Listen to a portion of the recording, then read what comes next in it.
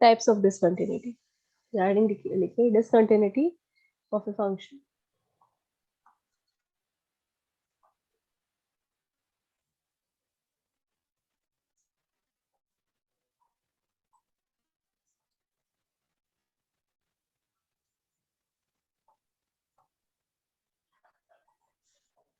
discontinuity of a function।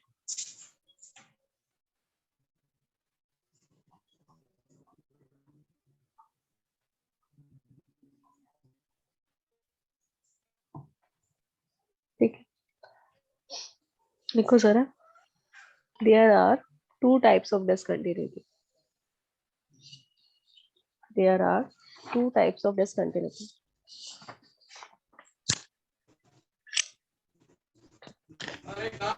There are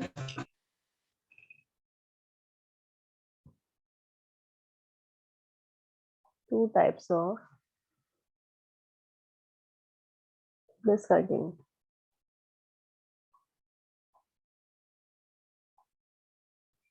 Discontinuity एक होती है आपकी continuity of first kind continuity, और सेकंड का नाम होता है second kind continuity. Second kind continuity जो फर्स्ट होता है उसे आप रिमूवेबल डिसकंटिन्यूटी भी बोलते हैं। क्या बोलते हैं हम लोग? Removable discontinuity. Removable discontinuity.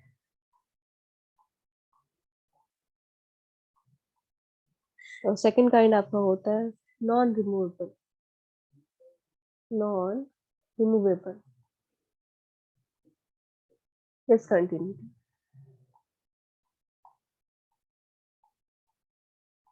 Non removable discontinuity. ठीक है,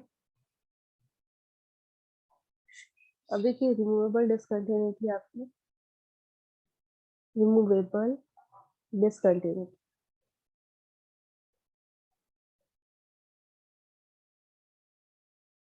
रिमूवेबल डिसकंटिन्यूटी ये आपकी दो तरह की होती है। फर्स्ट होता है आपका मिसिंग पॉइंट, इसके भी दो टाइप है आपके। फर्स्ट है आपका missing point discontinuity, missing point discontinuity.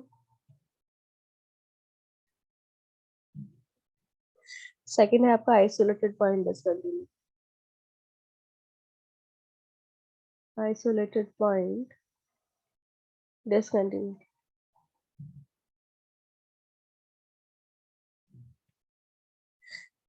First है आपका मिसिंग पॉइंट डिसकंटिन्यूटी, सेकंड है आपका आइसोलेटेड पॉइंट डिसकंटिन्यूटी।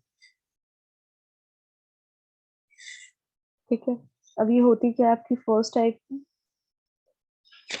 मैंने इतना कॉपी कर लिखो।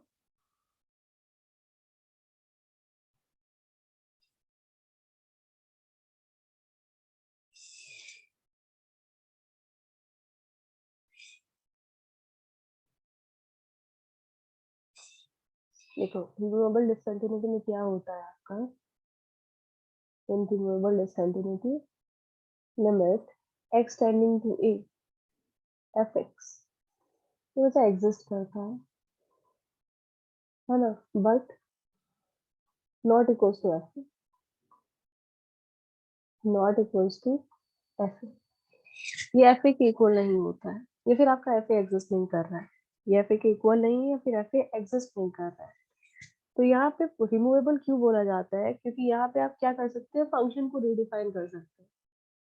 ऐसे हम लिखते हैं ना कि ऐसे डिफाइन कर देते हैं कि when x not equals to zero, हम लोग कुछ फंक्शन डिफाइन कर रहे हैं सपोज, और आपको पता है कि ये जो फंक्शन है डिसकंटिन्यूअस है, तो हम लोग क्या करेंगे, x is equal to zero पे वही वैल्यू दे देंगे ताकि ये क्या हो जाए, कंटिन्यूअस हो जाए। तो ये वाली कंटिन्यूटी कहलाती है रिमूवेबल। मतलब यदि आपको दिया गया है तो आप इसे रिमूव कर सकते हैं, आप इसे फंक्शन को जीरो पे दोबारा डिफाइन करके इसे कंटिन्यूअस बना सकते हैं। ठीक है, तो ये कैसी कहलाती है आपकी, रिमूवेबल। यहाँ पे क्या है आपका, here it is possible, it is possible to redefine the function, to redefine the function in such a manner,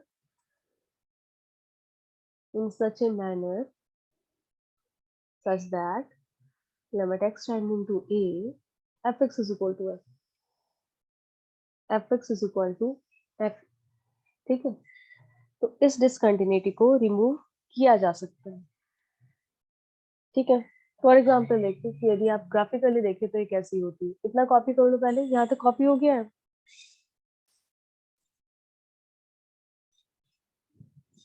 yes ma'am.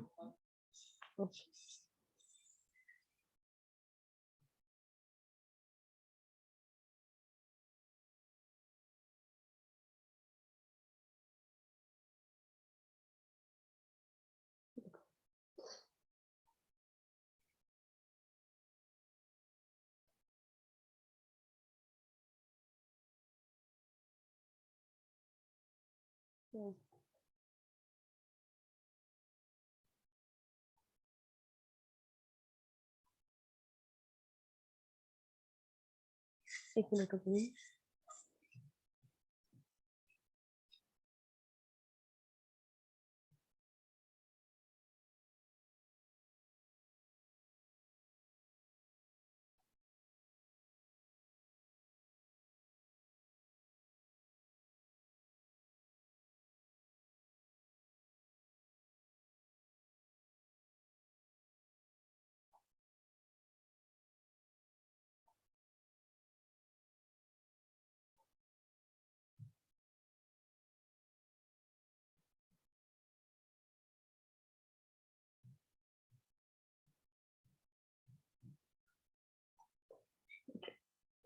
यदि आप मिसिंग पॉइंट की बात कर रहे हैं तो ग्राफ कुछ ऐसा होगा, है ना। मान लीजिए आपका हमने कोई भी फंक्शन ले लिया आपका f x is equal to, यहाँ पे हम लोग बात कर रहे हैं missing point discontinuity, missing point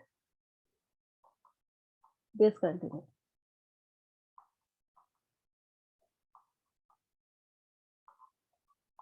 तो यहाँ पे आपका एफ एक्स कैसा होगा, f x is equal to, मान लीजिए ये आपको गिवन है x square minus 4 upon x minus x square minus 4 upon x minus. आपको पता है इसकी एग्जैक्ट 2 पे वैल्यू एग्जिस्ट नहीं करेगी क्योंकि 2 पे फंक्शन अनडिफाइंड 0/0 फॉर्म बन रहा है। पर अब इसका आपको लिमिट पता है, limit x tending to 2 f x, बताओ कितना होगा। लिमिट निकालना तो आता है इसका आप लोग, बोलो क्या होगा।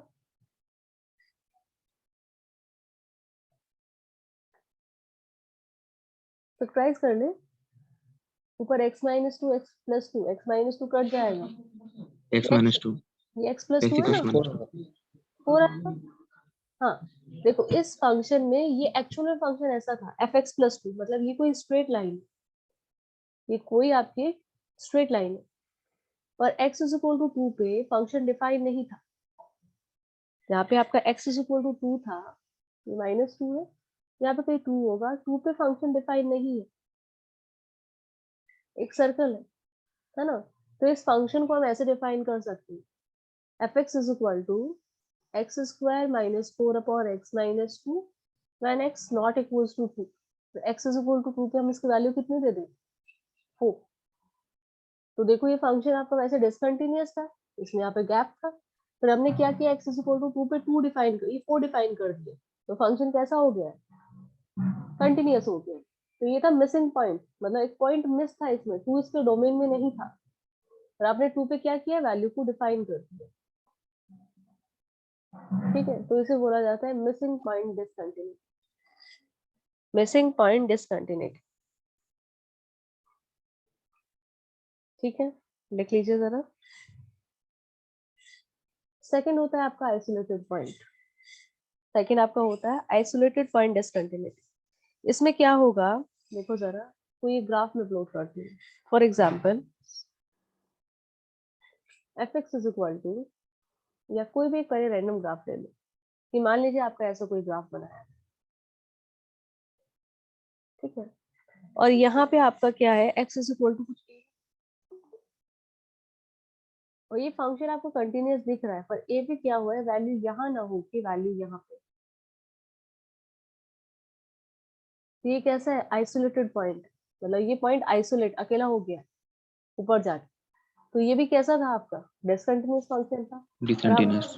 हम लोग फंक्शन को कैसे डिफाइन करेंगे, हम जानबूझ के वैसे फंक्शन को डिफाइन करेंगे कि एफ एक्स को हम लोग x इज इक्वल टू ए पे ऐसा लेंगे जो इसकी LHL और RHL के इक्वल हो, जो इसकी LHL और RHL के इक्वल हो, है ना।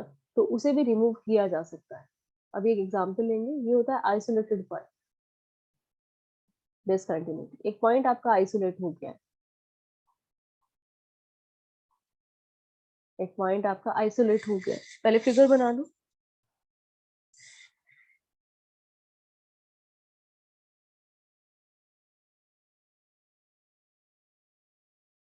जैसे फॉर एग्जांपल देखिए, यदि आपको f x is equal to किसी ने दिया है, कैसे देखते हैं आपके isolated point discontinuity. F x is equal to, मान लीजिए आपको greatest integer x plus greatest integer minus x दिया है।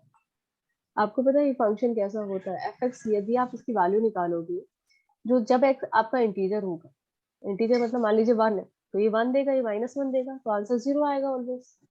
और जब आपका x इंटीजर नहीं होता है, तो ये आपका वैल्यू कितना देता है, -1। तो ये जो फंक्शन प्लॉट होगा, ये आइसोलेटेड पॉइंट डिसकंटिन्यूटी। देखो, यदि आपने इसे प्लॉट किया, तो आपको पता है हर एक इंटीजर्स पे वैल्यूज कितनी दे रहा है, हर एक इंटीजर पे इसकी वैल्यू होगी कितनी, 0। नेगेटिव। और नॉन इंटीजर पे इसकी वैल्यू होगी -1। तो ये आइसोलेटेड पॉइंट यस। डिसकंटिन्यूटी है। तो जब आप जा रहे होंगे, मान लीजिए ये 0 है, 1 2 3 4, ये आपका -1 -2। तो जब इसका ग्राफ प्लॉट हो रहा होगा, तो आपको पता है 0 पे ये 0 देगा, 1 पे ये 0 देगा, पर 0 के 1 के बीच में ये ऐसा फंक्शन -1 है।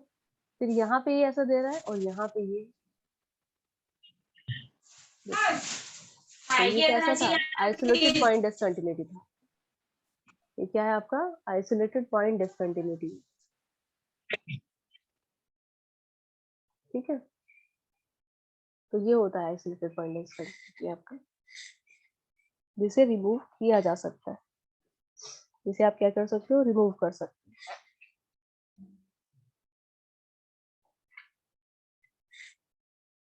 देखो दोनों क्लियर है। Yes ma'am.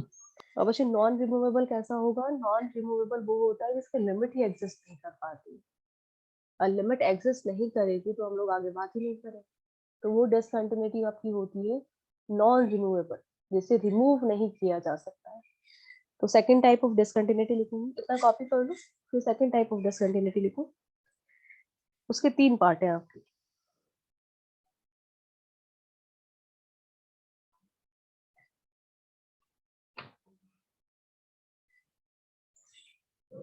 देखिए अगला हेडिंग डालेंगे, second type of discontinuity.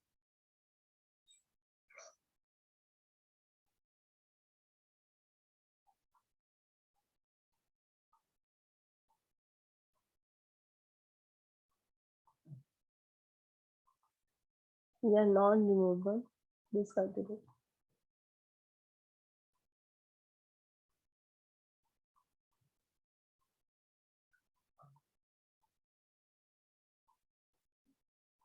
Non removable discontinuity.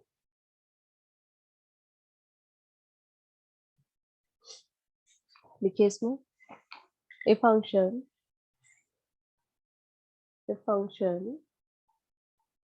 fx is said to have second type of discontinuity,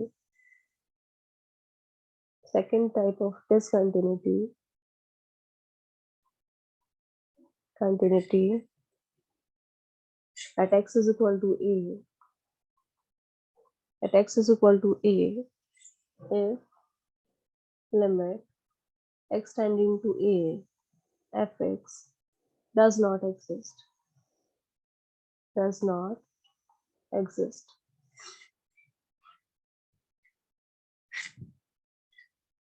है ना। तो यहाँ पे आपका पॉसिबल नहीं हो पाता है आपका फंक्शन को रीडिफाइन करना, पॉसिबल आपका नहीं हो पाता है फंक्शन को डिफाइन करना।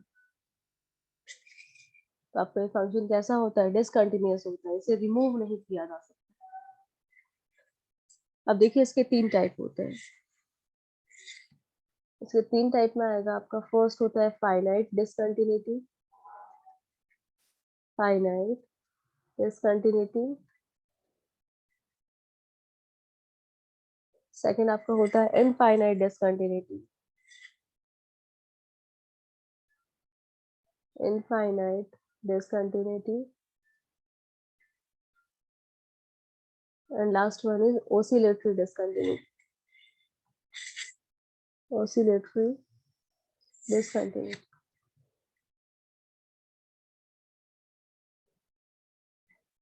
थर्ड होता है आपका oscillatory discontinuity.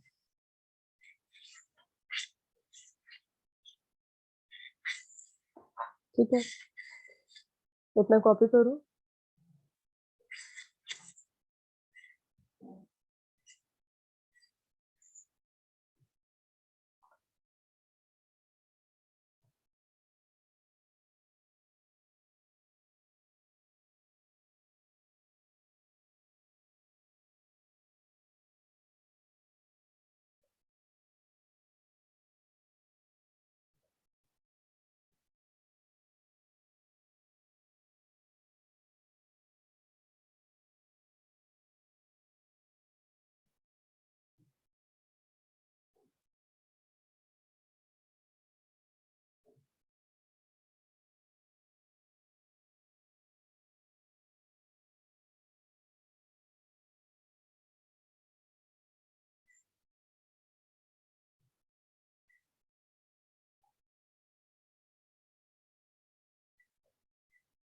क्लियर इतना?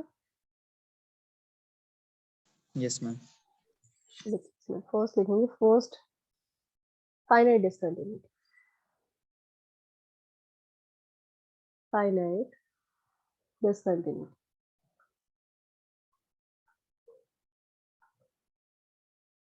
finite discontinuity. If O function fx limit extending to minus a या a minus मतलब LHN fx is equal to L1 and limit extending to a plus fx is equal to L2 है ना, and L1 L2 आपका क्या है, आपका finite है ना, and L1 is not equals to L2, L1 is not equals to L2, then such function have a finite discontinuity, a finite discontinuity.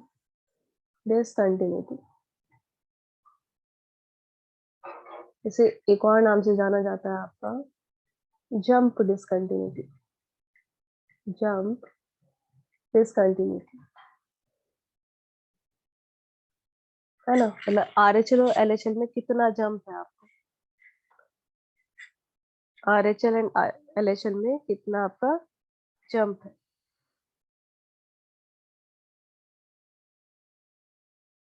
For example देखिए,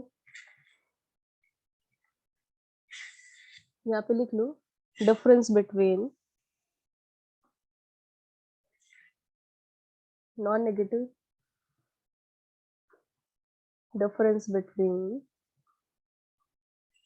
between two limits is called the jump of discontinuity, the jump of discontinuity. ठीक है,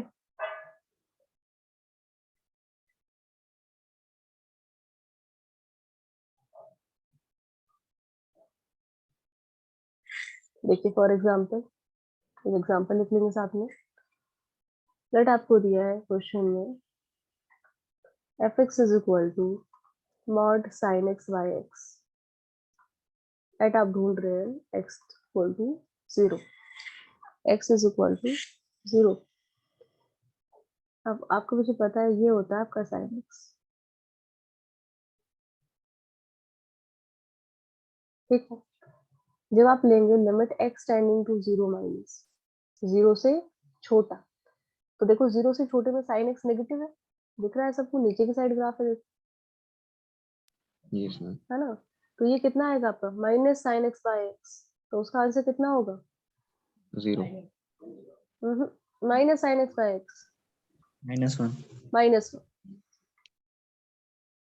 जब आप RHL में जाओगे limit x tending to 0 plus, ये होगा आपका sine x by x, answer कितना होगा? 1, 1। है ना। तो L1 is not equals to L2, दिख रहा है आपको। तो ये आपका डिसकंटिन्यूटी कैसी है? Finite discontinuity, finite discontinuity. और यहीं पे आपसे पूछते हैं कि जंप कितना हुआ है, जंप ऑफ डिसकंटिन्यूटी, तो जंप होगा आपका 1 माइनस माइनस ऑफ 1, जंप है आपका 2। Jump of discontinuity is equal to कितना? 2। देखो क्लियर है क्या? Yes ma'am. सेकंड लिखेंगे अभी, इनफाइनाइट डिसकंटिन्यूटी।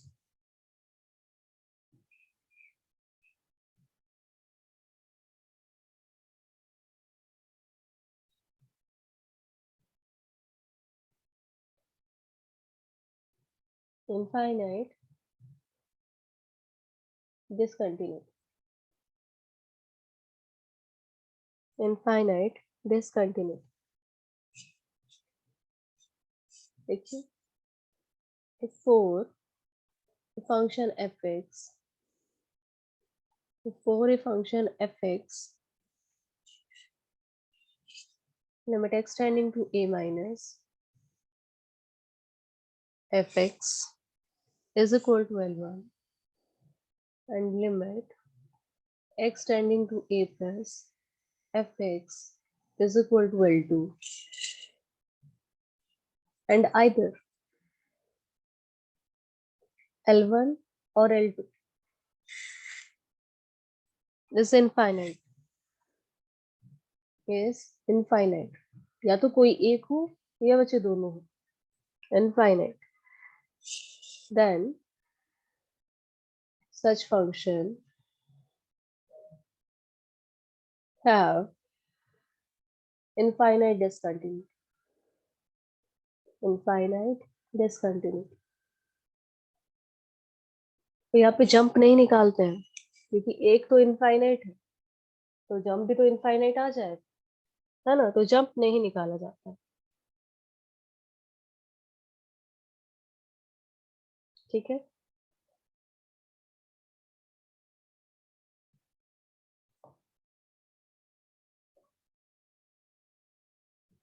फॉर एग्जाम्पल देखिए,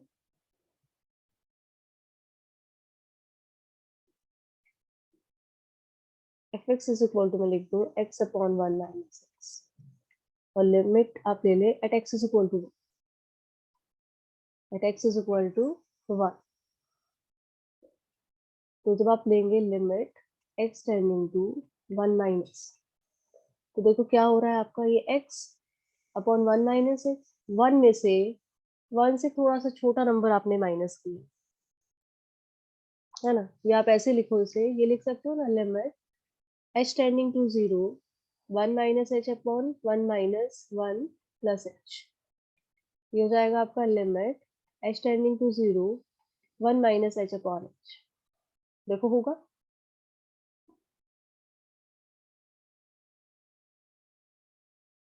यस मैम। है ना। अब इसे बच्चे लिमिट पुट करो, लिमिट पुट करोगे तो ये कितना आएगा? 1 1। Minus 0 upon 0, infinity. 1 by infinity. देखो इन्फिनिटी आ रहा है। और जब आप लिमिट एक्सटेंडिंग टू 1 प्लस दोगे, तो ये हो जाएगा x 1 माइनस एक्स, यहाँ पे आएगा limit h tending to 0 1 plus h 1 minus 1 minus h. अब की बार आएगा limit h tending to 0 1 plus h by minus h. तो ये आ रहा है बच्चे आपका माइनस, ये माइनस ऊपर ले रहे हैं 1/0, तो ये आ रहा है माइनस इन्फिनिटी। तो देखो ये L1 है, ये आपका L2 है। L1 is not equal to L2, और ये तो दोनों ही आपके इनफाइनाइट। तो ये कैसी है आपकी इनफाइनाइट डिसकंटिन्यूटी। तो क्या हो जाएगा आपका इनफाइनाइट डिसकंटिन्यूटी।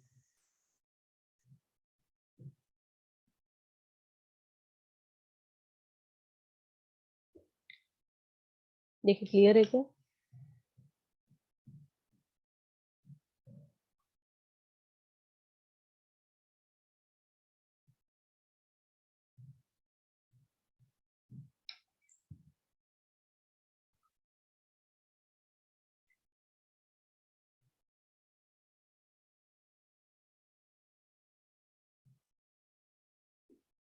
चलिए लास्ट हेडिंग पुट करेंगे, थर्ड।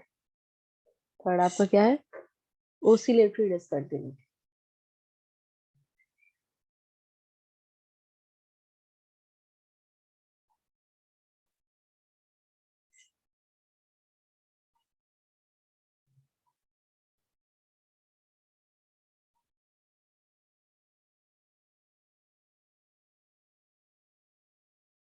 oscillatory discontinuity लिखेंगे इसमें। if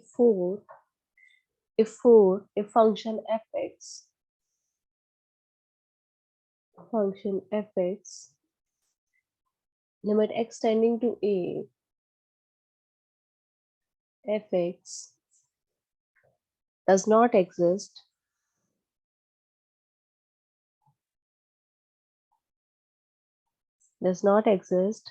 but oscillate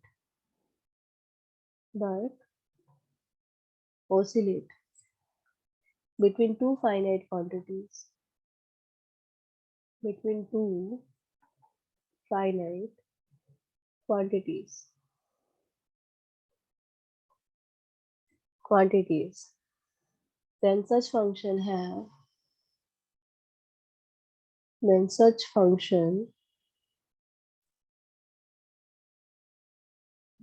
is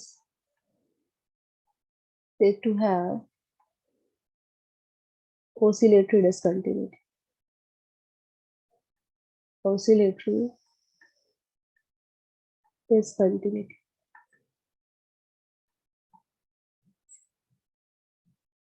ठीक है, और इसका बहुत अच्छा एग्जाम्पल मुझे साइनस होता है। यदि आपको मैं दे दूं fx is equal to, for example fx is equal to sin 1/x, और आप ढूंढ रहे हैं at x is equal to 0, तो आपको पता है limit x tending to 0 fx कौन है आपका sin 1/x, तो हमने ये पहले भी लिखा है। देखो जरा, जब आपको sin 1/x दिया जाएगा तो आपको पता है कि sin 1/x का वैल्यू मतलब ये 1/0 इंफिनिटी, साइन इंफिनिटी का एग्जैक्ट वैल्यू आप नहीं जानते, पर आपको पता है कि ये वैल्यू कहाँ से कहाँ के बीच में रहेगी, -1 से 1 के बीच में रहेगी। देखो साइन के अंदर आप इनपुट में कुछ भी डालिए, वैल्यू कहाँ से कहाँ के बीच में रहती है, -1 के, तो ये -1 से 1 के बीच में रहेगी, पर आपको एग्जैक्ट नहीं पता है क्या हो। तो ये कैसा है? ओसिलेटरी डिसकंटिन्यूटी है। ये कैसा है आपका? Oscillatory discontinuity. लिख लेंगे इसे।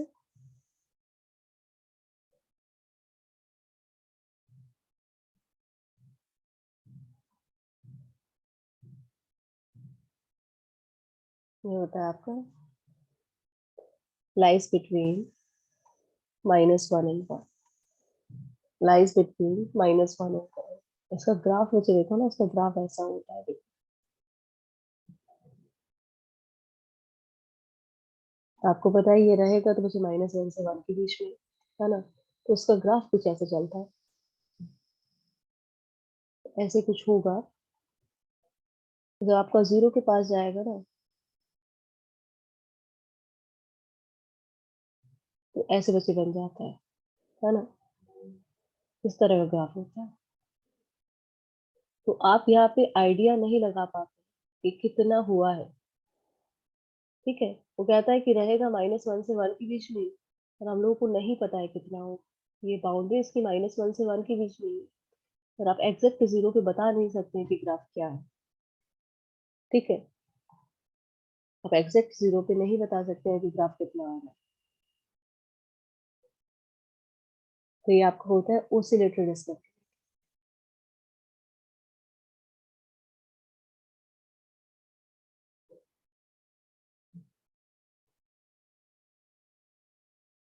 Limit x tending to infinity sine X भी आप बोल सकते हैं कि हम लोगों को आइडिया बच्चे नहीं होता है वैल्यू कितना होगा, पर आपका रहता है -1 से 1 के बीच में।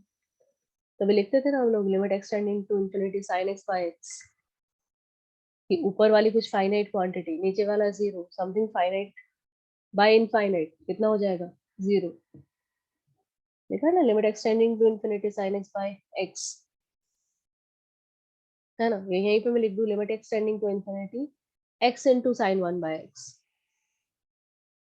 इसी क्वेश्चन में यदि मैं आपसे लिमिट मांगने लगूँ, ये क्वेश्चन हमने लिमिट में किए हैं x into sine 1 by x, तो वैसे मैंने बोला था ना कि ये तो जीरो हो गया, ये कुछ फाइनाइट है, तो आंसर कितना होगा, जीरो होगा। किया है देखो लिमिट में ऐसा क्वेश्चन। ठीक है, बोलिए यहाँ तक किसी को भी डाउट हो तो। No ma'am. No ma'am. चलिए क्वेश्चन इस पे लिख लो।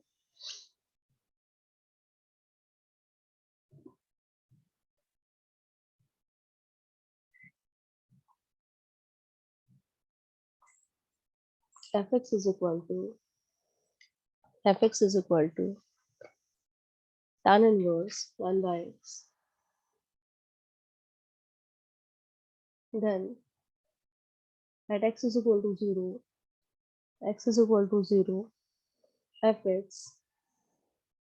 fx फर्स्ट आपको दिया is continuous,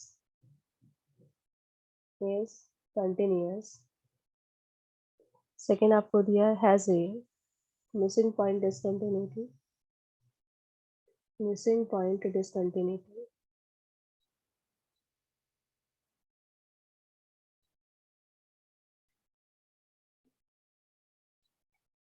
has a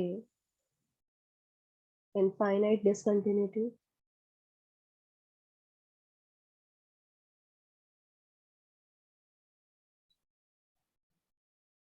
has a isolated point discontinuity,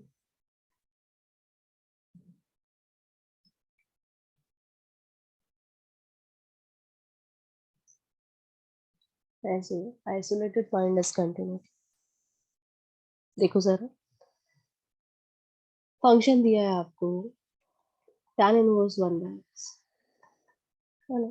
तो सबसे पहले इसका एलएचएल देखते हैं। मतलब हम लोग ले रहे हैं limit x tending to 0 minus tan inverse 1 by x। ठीक है, tan इनवर्स 1 by x, तो इसे मैं लिख दूं limit h tending to 0 tan inverse 1 upon minus h। बोलो, लिख सकते हैं, है ना। यस तो ये मैम। बच आएगा tan इनवर्स माइनस इन्फिनिटी, तो ये कितना होगा, -π/2 होगा। कितना आ गया, -π/2। और यहाँ पे मुझे finite point discontinuity, finite point discontinuity.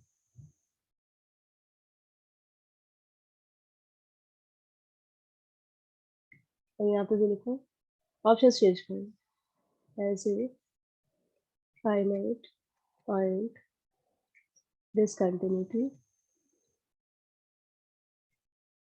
with jump pi, with jump pi, यहाँ पे लिखो with jump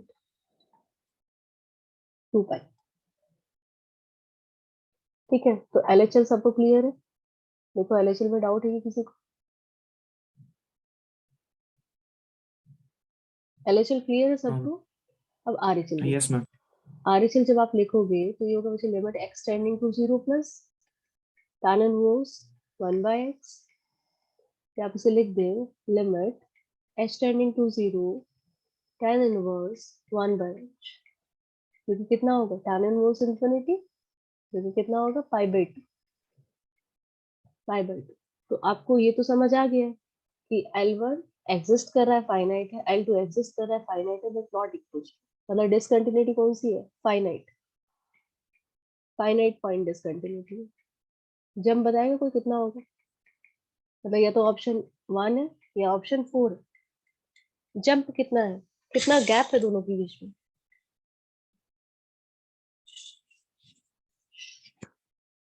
जंप कैसे निकालते थे? एक में से दूसरे को माइनस 5. कर मोड लगा लो, तो ये हो जाएगा pi. With jump pi. With jump pi. तो ऑप्शन हो जाएगा आपका ए। Option is a.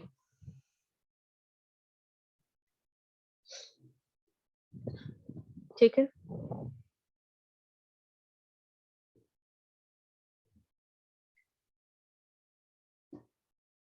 अब इसमें एक दो क्वेश्चन लिखेंगे।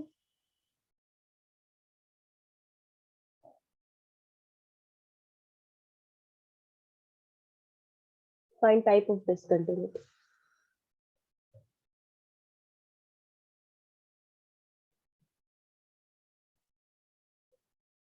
फर्स्ट आपको दिया है limit extending to 1 x minus 1 fx is equal to x minus 1 sin minus x square upon x minus 1. Second, fx is equal to cos 1 by x. यहाँ पे at x is equal to 1, at x is equal to 0. Third, fx is equal to 1 by x square, at x is equal to 0. ये तीनों question आपको try करके आने, ये homework है आपका, कॉपी कर लीजिए।